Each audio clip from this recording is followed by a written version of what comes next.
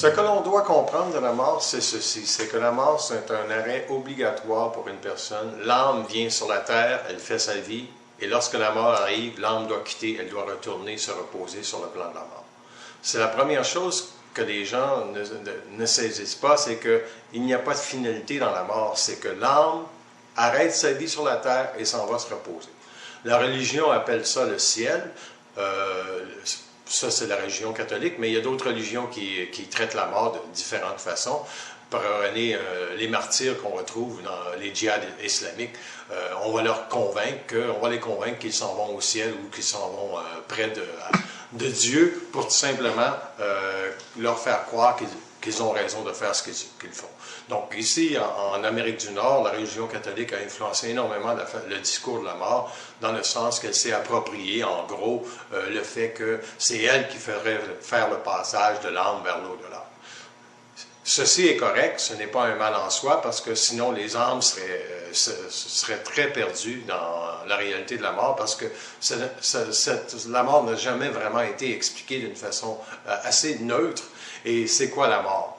C'est simplement l'âme qui arrête sa vie sur la terre parce qu'elle a fait tout ce qu'elle devait accomplir et elle va se reposer sur le plan de la mort pour ensuite préparer sa prochaine réincarnation qui peut venir dans 200, 300 ans.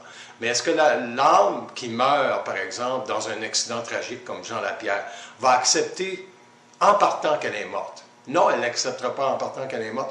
Imaginez simplement qu'est-ce que l'âme peut se dire avant un événement tragique. Elle dit « je vais mourir », donc c'est la crainte qui surgit. Donc cette personne-là doit se faire rassurer par celles qui sont autour, alors qu'elle va durer, le processus de la mort peut durer jusqu'à 7-8 jours.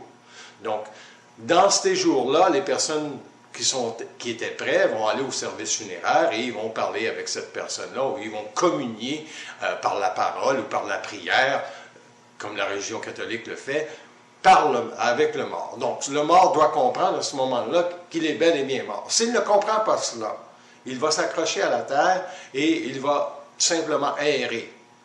Mais généralement, l'âme est accompagnée de guides spirituels qui vont lui permettre d'aller se reposer. Mais si les gens ne veulent pas qu'elle meure, cette âme-là, qu'est-ce qui va arriver? Mais il y a des chances que cette âme-là reste accrochée à la terre et qu'elle ne sache jamais qu'elle est morte. Donc, ne sachant pas qu'elle est morte, elle va souffrir énormément. Qui doit faire le passage? Ça peut être n'importe qui, ce n'est pas obligatoirement la religion catholique qui peut faire le passage d'une âme vers la mort. Ça peut être quelqu'un qui a un lien très très proche affectif avec cette âme-là qui est mort. Ça peut être un conjoint, ça peut être un enfant, et ça peut être même une personne, un frère ou un inconnu ou un ami qui lui dit tout simplement « Écoute, tu as fait une belle vie, tu as fait le mieux que tu pouvais. Ton destin est tragique, mais ne pense pas que tu n'as pas fait la vie que tu devais vivre parce que ton âme a fait ce qu'elle devait faire. Il est maintenant le temps pour toi d'aller te reposer. » Donc, et il y a peut-être des culpabilités, il y a peut-être des situations qui vont être difficiles pour les gens à vivre en relation avec la mort soudaine de quelqu'un.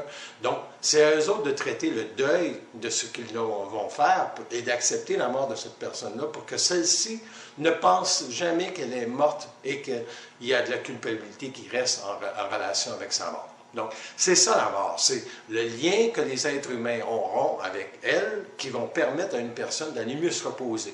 Si cela n'est pas fait, mais on obtient ce qu'on a aujourd'hui. Les gens ne comprennent jamais ce que c'est la mort. On a de fausses illusions par rapport à la mort. Oui, je peux mourir, je peux me suicider et je vais aller au ciel. Non, non, ça ne marche pas comme ça. Parce que si ça fonctionnait comme ça, il y a longtemps que ça irait mieux sur la terre. Parce qu'il y aurait des cataclysmes qui se joueraient, qui permettraient aux individus de comprendre rapidement que lorsqu'une personne meurt, elle meurt avec un bagage d'expérience. Et cette expérience-là va être enregistrée si jamais elle veut se réincarner sur la Terre. Donc, une personne qui se suicide ou encore une personne qui crée un carnage, va aller sur un plan de la mort complètement différent. Il y a différents plans sur le plan de la mort, il y en a 7. Donc, il y a différents niveaux de lumière. Il y en a qui vont aller dans des hauts plans parce qu'ils ont vécu des vécus agréables.